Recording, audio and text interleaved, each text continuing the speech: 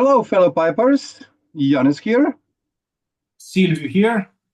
Welcome to our pipe show on this, at least here in Ljubljana, it's very cloudy Saturday morning or noon. And I'm smoking this Dunhill Shellbriar 1959 print. And in it some tobacco that we are going to smoke today, Silvio and I, this Pesecanoe Latakia Flake 40. I also wanted to smoke my Dunhill Shellbriar. I wish I did it. But today I'm smoking this old pre-1960 block African Meerschaum pipe. I bought it brand new old stock with the box and everything. And I'm also smoking this Pesecanoe Latakia 40 that you sent me. But we do have the same shapes of the pipes. If we don't have the same material. Oh, yes, the prints. Yeah, this one is really nice. It's one of my, I don't know, best looking shapes, or the shape that I like the most. So how are you doing, Silvio? I'm doing very well, very well. I'm taking some walks with the baby every day, so I'm feeling better psychologically also, and mind and spirit. Mens sana in corpore sano.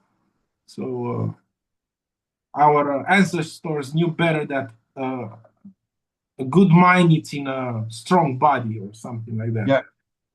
Yeah. So yeah, I'm smoking this, and I'm also drinking the Good Doctor.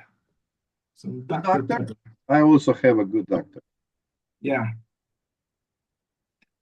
Yeah. In the past, what I see with old downhills and other type of pipes, they made a longer shank and or stem. You know, today they need to fit in the boxes, the factory made pipes, and they're a bit shorter and bulkier. You know, today. So this is one thing I like about older pipes. They really made the longer shank and yeah. And this is the only shape that you can call a prince. Okay, if it's straight, it's not actually a prince. It was invented by Tahir for the prince. I can remember Duke of. What's that guy that abdicated for his wife? I don't know. Duke of something, yeah. And it's similar to an apple shape, but it's cut abruptly, so it's a little bit an apple pot, let's say, and it has elongated stem and a small curvature. This is the only pipe you can call a prince. Okay? Beautiful sandblast. Yeah, very craggy, old style sandblast. Yeah. So, do you have a tip for us today, Silvio? We didn't do the tip section for some time now. Yeah, I have invented another thing about how to remove. So I'm working on when I buy an old pipe. If it's how do you call it here when it's burnt and a lot of carbon. Rim. Yes, when it has a lot of carbon on the rim. It doesn't matter how much it has. I've developed a few ways to do it, but the last thing I've invented is the best. So you put almost boiling water in a jar all the way to the top. And trust me, whatever I'm telling you is not something I hear, and it's something I did many times. Okay, so when I'm telling you something, it really works. Okay, it's tried many times by me. So you put very warm water and you dip the rim here and keep it every time for a few seconds in that almost boiling water, very warm water. It doesn't have to be boiling water. Then you keep it for a few seconds. Then you take a piece of material and you do this. And again, you dip the rim. It doesn't affect the briar or anything, the finish, the nothing. Okay. Again, you dip in 5 tippings like this, it will be like brand new. Okay, so this is the tip for me. From me, let me open my Dr. Pepper. And I will show you what I bought recently. Cheers. Here's Silvio. So I bought a few other things, but I don't like to show stuff in bulk. I showed this in my video yesterday. This is a pipe boy. You know, it sounds pretty racist or something. Pipe boy, bringing me my pipe boy, made by Savinelli. It looks like from the 50s because the dashboard and the wheel looks like that. It's patented by Savinelli. It's like a pipe holder for the car. It has the original box, something I always appreciate. It is branded Savinelli. You take this off and you stick it on your dashboard, okay? And it will keep your pipe like this. You smoke some, you put the pipe here. Of course, you need older styles of thin mouthpieces. It doesn't work with the new pipes. And I bought for you. I know you really like all the memorabilia, the Bachiana. This Bakelite tobacco jar. See, it has here a very precious stone. See? And inside it has leather. This is leather inside. Mm-hmm. You know, the back of the leather. I don't think it was ever used. Is that photo on the side showing how a woman is secretly sending a child to get some tobacco for her, or what? Let me see. Oh, yes. Yes, indeed. Yeah, she smacked him 2 times and she handed him some money. Yeah, she's saying, go and buy me some goddamn tobacco, boy. It's a pipe boy. It's a tobacco boy. Yeah. Yeah. This is a pipe boy. Him is a tobacco boy. Yes. Great. So regarding this Pesce Canoe Latakia Flake 40, so it's Virginia Orientals Latakia, and they say that the Orientals as a Balkan blend, Orientals are more predominant, and that even they added some aroma of fruit aroma to the tobacco. Do you sense anything? Sorry. Bless you. Do you taste any aroma added? I mean, these Pesce Yes. Canoe blends have really perfumey floral taste to the incense taste to the tobacco, but I'm not getting any plums or something that I read on the tobacco reviews that they added. You know, like they add something. No, to me, all three. So Latakia 20, Oriental Flake, and this one has a floral top note. They are grassy, incense-like. The ones with Latakia. It's a more of similar to. It's a crossings between a European type Latakia and the USA type Latakia. Yeah, it's More very cheese tasty. smelling. The Very American tasty. one and incensey one European. Sorry. Oh, I just wanted to say that it has a really nice taste. All those two blends that we already smoked together. Next one will be the Oriental Flake. The first two that we are the Latakia 20 and now 40. It has the same for me the same profile of taste. Yeah, it's so refreshing to smoke something different. It's a bit different than usual. Yeah, it's smooth. It's not too overpowering. I don't know what they did to the Latakia. Even if it's 40% Latakia inside, if this is the case, let's say, uh, it doesn't overpower too much. It doesn't give that full smokiness that covers all other, more or less covers all other uh, tastes in the in the mixture, let's say, in the blend. They're Oriental forward, and they're similar in a way to Germain. You feel like you are smoking something old. It has that mushroomy musk taste and smell. It's like they've been aged or something. They're pretty cool. Yeah, on that video where Per Greg Jensen was talking, has been interviewed by another guide. It wasn't posted long ago. I will put the link down in the bucket if somebody didn't catch that video. You can go and check. It's over an hour long, and it's a good resource of maybe what was going on in the background with different producers and so on, McBaron and so on. So it's a good video to watch. I will put the link down in the bucket.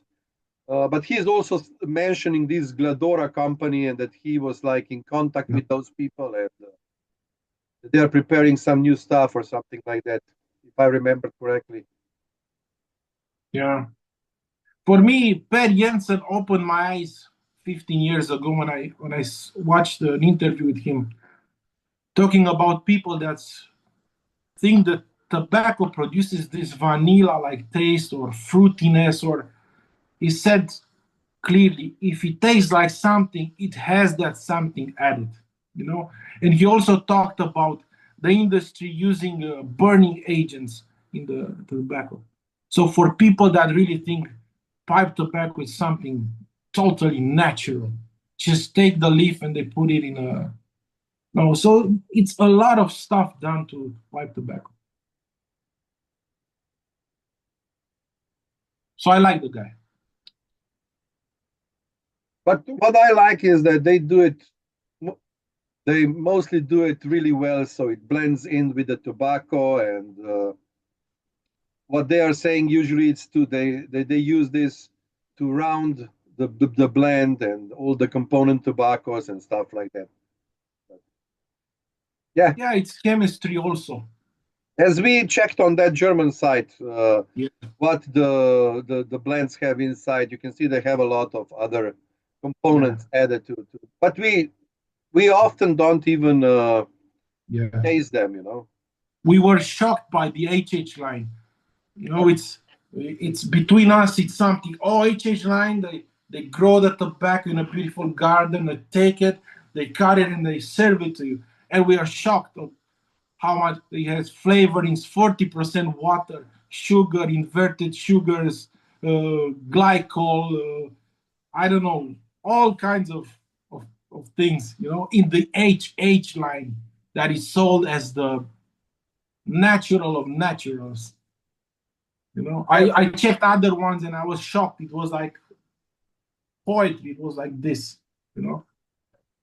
So Also, Solani line was also the one that was mentioned like this, totally natural tobacco, and then we saw that there's maybe some stuff is like a normal to add and it doesn't impart any taste, but it's for sure not only the natural tobacco.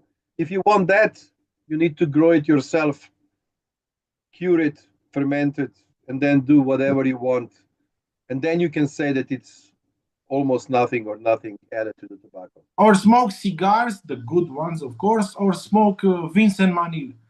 His tobaccos, you can clearly taste and see a difference between how agricultural it tastes and dusty, and how dry it is without glycol and humectants and a lot of sugar added and flavorings, and you can really see how different they are. You know, because his tobaccos are only torrefied, just cooked on fire. You know, yeah. So normal tobacco is very rough. It's immediately break into dust. never keeps the moisture more than a few days. So yeah, if you open a tin of 50 years old tobacco, it's still more moist. Believe me, it's drenched in humectants and stuff like that, which is whatever. I don't care about that. I just care about people who push this idea that they are very, very natural. But I have nothing against this. Is what you need to do to make them last and taste good. It's okay with me. Yeah, but on the other hand, we need to understand that the tobacco industry doesn't really share a lot of information how they do it, like, because these are like trade secrets, and people, even if they have an interview with somebody from the industry, they cannot expect that they are Yes. going to tell them the certain process or what they are putting into the or onto the tobacco. So but I was wondering something else. You were regarding what you showed us, how to clean the rim of the pipe. Does the water matter? I mean, it's if it is from the tap or a local creek or from the mountains or rain or whatever. Yes, I only do it with water from the Danube River, Oh, and take it before it reach Austria.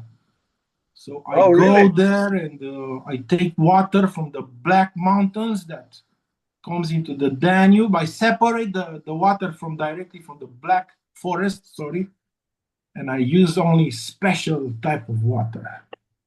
So it matters a lot. Oh, you know Yeah, why I'm asking this? Because sometimes when you're buying whiskey, they're saying, "Oh, and the yeah, water we were using for distillation, and later on before distillation, and later on for the diluting the whiskey, if it's not cask strength to a certain level of the alcohol by volume, it has to be from this creek and this creek only, and it's very special." And yeah, yeah. Also, us pipers really enjoy hearing, but to end up with this idea, people that makes video and put information about how natural these tobaccos are or how healthy they are, please do some research. That's the idea. Now with the water and stuff, we know how much us pipers like things that sound esoteric and secret and complicated, when in mysterious, fact it's just, you know, mysterious. yeah, mysterious. You need special honey and stuff like that to put in the bowl, and yeah. So we were making fun of these Yeah, we are things. just little making fun of these ideas a little bit, but on the other hand, I mean, we all have different experience and different level of knowledge and information. Some people are smoking for decades, some only started. So also the level of the knowledge, experience, information we work with, it's different. So I'm not looking negative, too Yeah, negative yeah, on what people are saying if they don't know certain things about tobacco production or pipes. It's just that if this knowledge and information is more or less available from different sources, maybe, as you said, do a little bit of research, because people who are watching the videos later on, they will say, "Why is this guy saying this? If this is not true, it's yeah, like this." And so, but to conclude this, yes, it's often the problem that the tobacco industry, let's say, is not sharing a lot of information. They're sharing some, but not a lot for us to totally understand how they do it or what they put inside and so on. I don't know. yeah. I always said I was one of the most pipe target of all. I believed in all this mythology and honeys and all the stuff. I won't go into details, but I've tried everything, everything. I believed everything. But by the way, tomorrow 19th, I will celebrate, if you can celebrate smoking, my 27th years of pipe smoking. On 19th of January, I bought my first real Oh, pipe. really? Yeah, so tomorrow it's the day. Well, Yeah, I will for sure celebrate the 19th of January. Yeah, yeah. So it's in time you simplify everything, and you just want an easy way to clean a pipe, an easy way to smoke a pipe, and separate from all this nonsense and pseudoscience, and just nothing is better than the pipe and you learning how to pack it well and smoke. All the other things are complementary and usually not even needed. So we can improve ourselves. That's it in pipe smoking. You know what I found on online and bought it a small booklet from Yeah, Gavit Hogarth. yeah, It's talking about making them making snuff. yeah, Very old booklet. I bought it from on the internet, and I also bought another sign, as you can see here.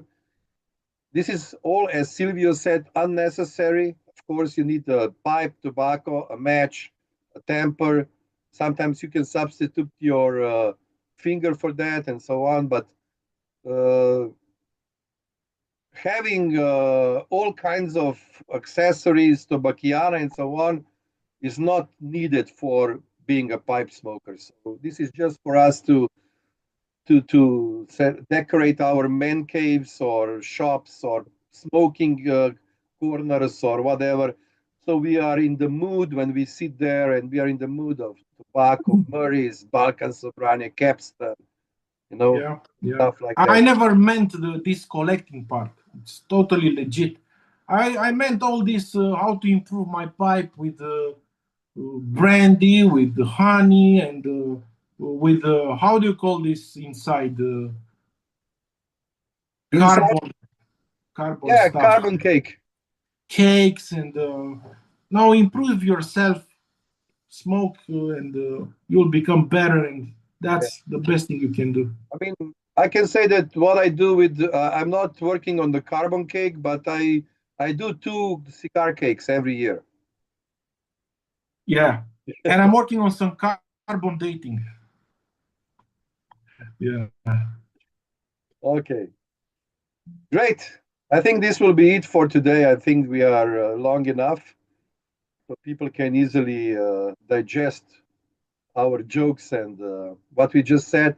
Let us just give a final thoughts on this Peseca Noel Latakia Flake 40. I like it for being, first of all, it's made with all the tobacco is grown in Turkey, and that makes it unique. This is what I liked about the old age, let's say. Every little company did a unique thing. When they go under the same roof and same people producing all of them, and they use the same Tobacco. tobacco and same whatever, it becomes a bit restrained, let's say. But yeah, so I like it. They are all a bit oriental forward. Mhm. They all have a top note of floral stuff. Uh, they don't have too much humectant and stuff like that, because you can see they are drying very quickly, like Gawith Hogarth or Samuel Gawith. Mhm. They don't cover your teeth in sweet stuff, so they're as natural as a tobacco can be, and I love them. Yeah. I also have to say that this the way how the Latakia comes out, how these Orientals are bringing this. I don't know. It's just a little bit floral note that you're getting. It's different than classical Latakia being used in Europe and where I get most of my blends, of course, from uh, due to the restrictions of buying stuff and but now we are also getting U.S. blends in Europe, but this is a little bit different on the taste. It's not like just putting the same amount of different not condiment, but component tobaccos together, press it, and then say, okay, look, it's the same thing. It's not. Tobacco is different. But Yeah. as I said, I'm enjoying this tobacco, and And this will be it. Any last words, Silvio? Goodbye, friends. Okay, so I hope you enjoyed our pipe show. And until we meet again, I wish you all a lot of pleasant smokes.